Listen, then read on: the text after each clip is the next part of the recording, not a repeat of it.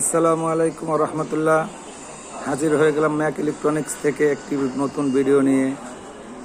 সজীব ভাই, আমাদের সজীব ভাই কাজে খুব ব্যস্ত, কাজ ছাড়া কিছু বোঝে না, অল টাইম কাজের উপরই থাকে।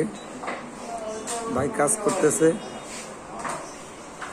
পাশে আছে আমাদের রাসেল ভাই, সেও খুব ব্যস্ত থাকে, কোনো কিছুর সময় দেওয়ার টাইম পায় না, বাড়ির থেকে খুব তাড়াতাড়ি চলে আসে ইদানিং। বুঝতেছি না কি কিসের জন্য, ব্যাপারটা কোথায় আসলে। ভাই মনটা খারাপ কেন? রাসেল ভাই মনটা খারাপ কেন ভাই?